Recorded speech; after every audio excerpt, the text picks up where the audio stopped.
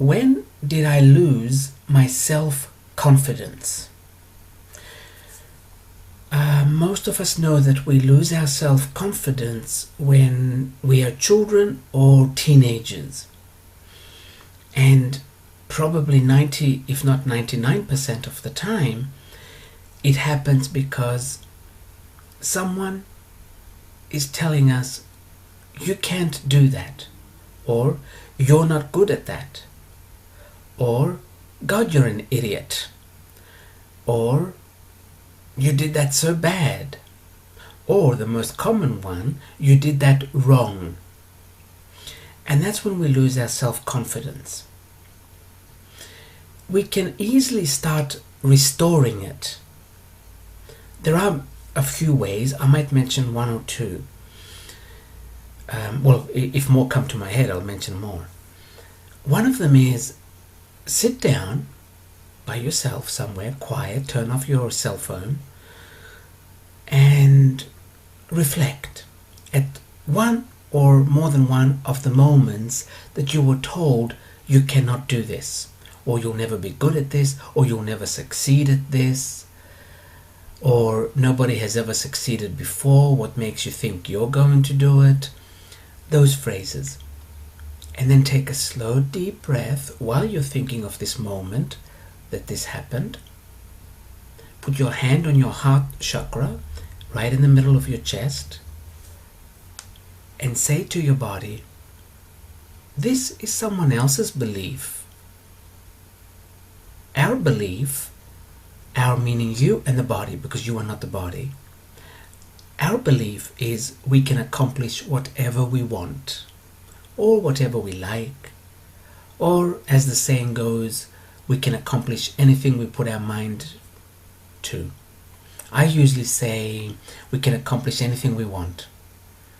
And that's how little by little I came out of it. It doesn't happen overnight. It's a process. Because usually us losing our confidence didn't happen overnight either. Excuse me. So don't rush, and don't think that because you did it once, now you're going to be full of confidence all the time. Everything is a process in life. Take your time, and I don't want to say enjoy the process, but pay attention to the process. So then you will know how to assist others if asked later on in life. I mentioned this in some other videos. I have met, because I travel from center to center doing this, I have met hundreds and hundreds of healers. I have not yet met one of them that has had an easy, beautiful, loving, perfect life. Not one. Because if they did have one of those lives, they would not be able to understand their clients. So, yes, you lost your self-confidence because people put you down, but you can turn this around, as Byron Katie says, and make it work for you. But first, tell your body that these were someone else's beliefs. Another way of doing it is through a small meditation. Well, actually, you can make it as big as you like. I just mentioned small. You close your eyes and you imagine yourself with this body going back to one of the times where someone put you down or told you you cannot do it. No one else will see you in that time, only little you or young you. You go to this young you and you whisper, I am your future. And then you give them a hug. And while you're giving them a hug, whisper into their ear, I love you. And then, I'm here to tell you that you can do anything you want. can accomplish anything you want, anything you can imagine. Use your words. There's no right words. And then keep holding, especially if it's a child. Do not give your inner child advice. It's had plenty of advice. Just tell it you love it and that it can accomplish anything it wants. And then I usually say, I'll be back to see you again. And then I leave. That's another way of doing it.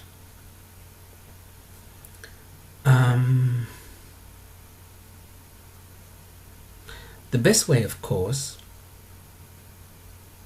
is thinking, when you find yourself you don't have enough confidence, thinking of those people, meaning bringing them to mind, those people that said you couldn't do it, and then in your mind, in your imagination, tell them to fuck off.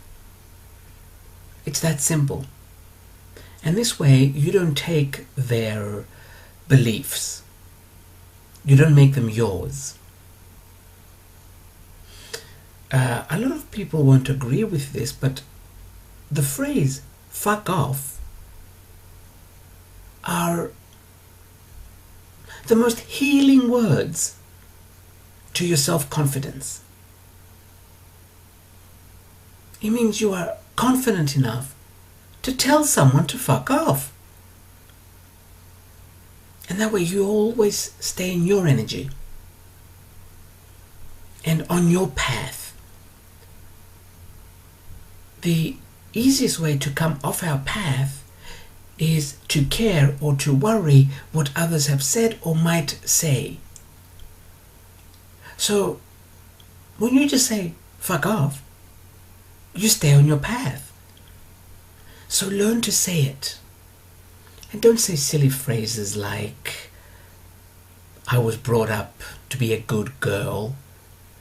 The word fuck is actually an acronym for 4 words, which are fornication under consent of king.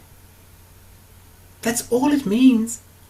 Because once upon a time, you had to get consent from the king to have a baby. So the king gave you a piece of paper, or the royal court, and you put it outside your door. Don't forget we lived in little huts then, right? And then you did whatever you do to have a baby. And the people outside would read the note and they would say, oh, they are fucking. I'm assuming that the first letter of every word was capital and probably one below the other. So it read fuck. That's all it means. There's nothing bad with the word. You get your panties in a twist over nothing. Nothing at all. Now, when did I lose my self-confidence? To be honest, I've done so many sessions and all of them that have asked this question or a similar question, their higher self took us back to childhood or a very young teenager. So I couldn't tell you if it also happens to us as adults. Maybe it does, or maybe we are used to attracting criticism, so we continue attracting it as adults as well. Because if we are in that mind frame that we're going to be criticized because we're not good enough, then we will attract this. So I think if you're an adult and you're still attracting criticism, ask yourself, am I self-critical of me? Do I criticize myself? And then you can stop this, and I'm assuming the others would stop too, simply because you won't be attracting them.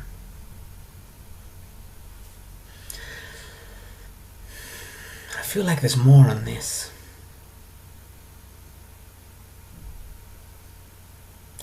But I can't think of anything else. There are so many books, though, you can read about confidence and self-confidence.